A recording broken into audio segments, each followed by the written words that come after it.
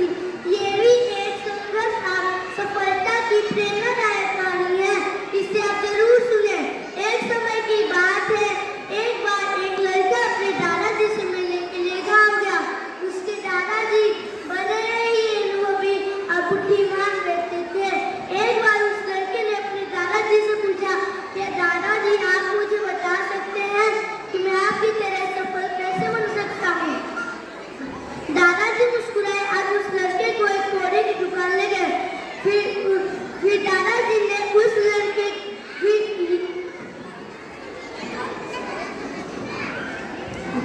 और वो आपको अनुभवी बना दिए। आप कितना ही अनुभवी बनोगे उतना ही जीवन में सफल बनोगे। इसलिए जीवन के हर एक समस्याओं को अपने सफलता की सीढ़ी का एक कदम समझो और उसका डट कर सामना करो। तो दोस्तों, हमें ये कहानी से ये सीख मिलती है कि हर काम डट कर करना चाहिए, कभी हार नहीं मानना चाहिए। धन्यवाद। आपका दिन मंगलमय हो। शिक्षकगण, अभिभावकगण, विधानमंडल के सदस्यगण और मेरे सभी प्रिय साथियों, सुप्रभात। आज मैं आरुषि पटेल क्लास 1A से एक कहानी सुनाने जा रही हूँ, जिसका शीर्षक है फूटा घड़ा। बहुत समय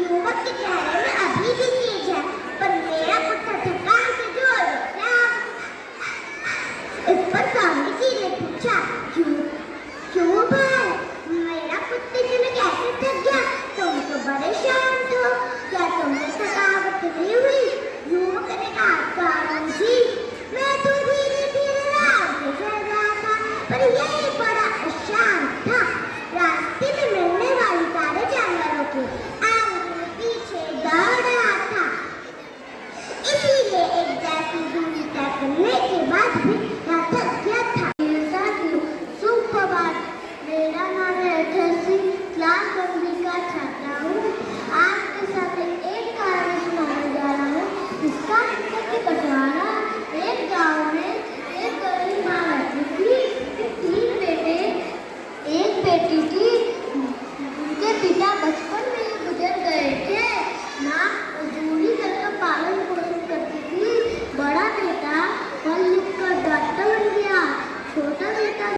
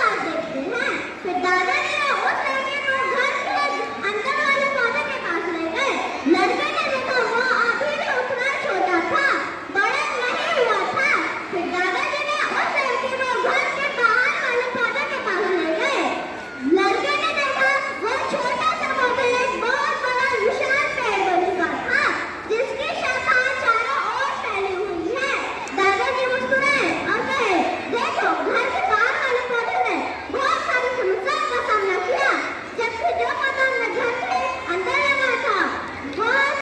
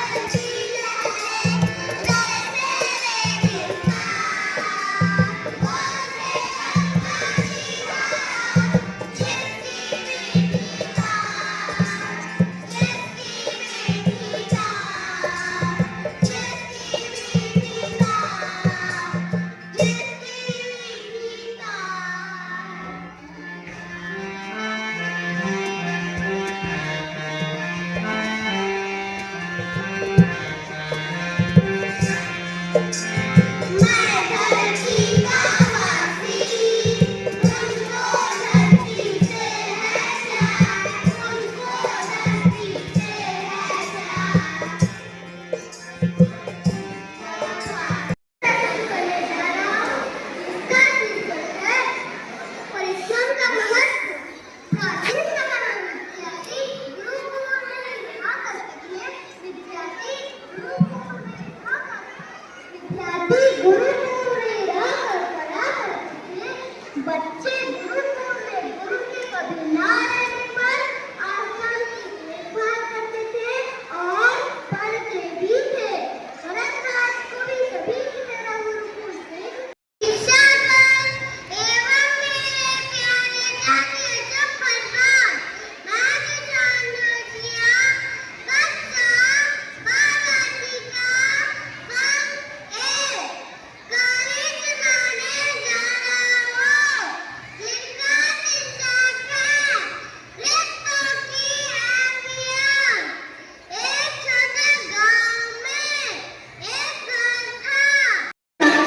storytelling competition. On behalf of Deepa's Nigam family, first of all, I would like to extend my heartfelt gratitude to our most respected principal sir for sparing the time to praise the event. Your presence makes this evening a very special one. Next, I would like to extend my sincere thanks to our esteemed judges for their meticulous evaluation and constructive feedback. Your expertise and fairness have added great value to this event. I am also deeply thankful to all the teachers, organizations, and charges for your efforts in planning and executing this event so seamlessly. Last but not the least, I would like to thank all the lovely parents for sparing their valuable time for encouraging little rock stars of the event. Finally, on behalf of everyone involved, I once again thank you all for making this event a grand success. Thank you and have a nice day. मैं कक्षा प्रथम में पढ़ती हूँ। आज मैं आप सभी को एक छोटी सी कहानी सुनाने जा रही हूँ, जिसका शीर्षक है सच्ची शिक्षा। हर कहानी कुछ कहती है, आइए सुनते हैं आज की कहानी क्या कहती है। एक समय की बात है, एक दूर गए जंगल में एक साधु महात्मा का आश्रम था। वो आश्रम बहुत ही सुंदर था। साधु महात्मा की चर्चा दूर दूर के राज्यों में थी। साधु महात्मा उस आश्रम में अपने शिष्यों को कई प्रकार की शिक्षा प्रदान किया करते थे। एक दिन उन महात्मा के पास दो युवक आए। उनका एक बहुत ही अच्छा पत्थर मिल गया, तो उसने उस पत्थर को अपने साथ ले लिया। रास्ते में उसको जंगल में एक और पत्थर मिल गया। उसने तो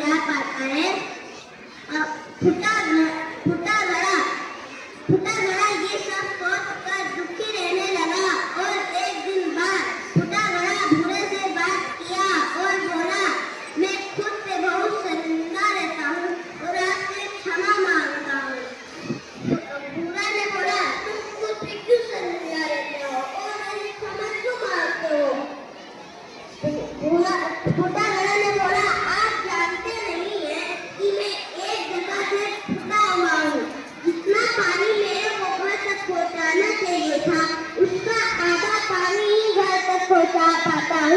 ये मेरे अंदर बहुत बड़ी कमी है, जिसे अपनी बेकार चली आती है।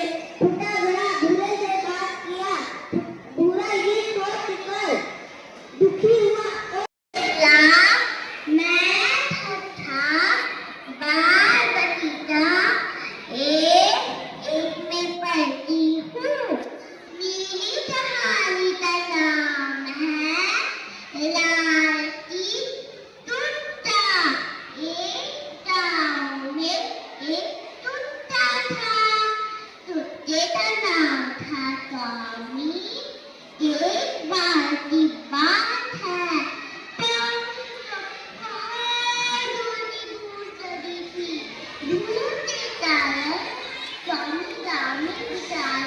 इधर उधर ढूंढने लगा।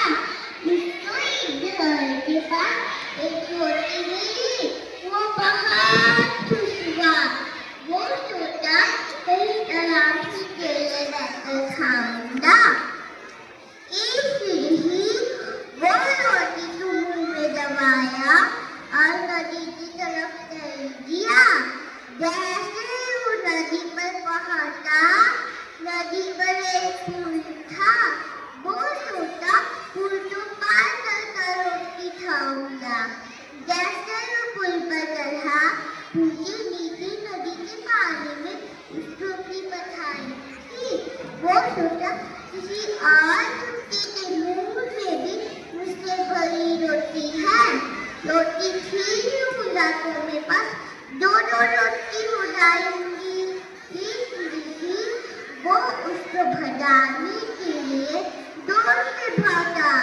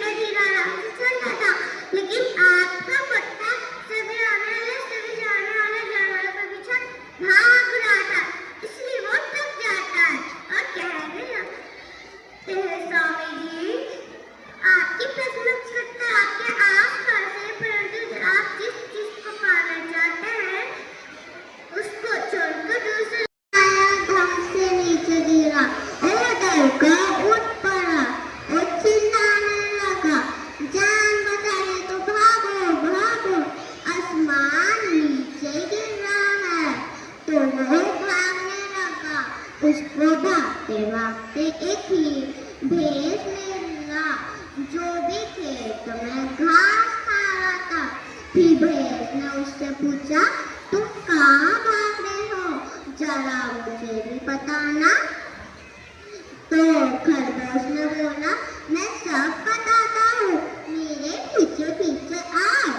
तो भैंस भी उसके साथ भागने लगा। फिर खरगोश ने उसको सब बताया।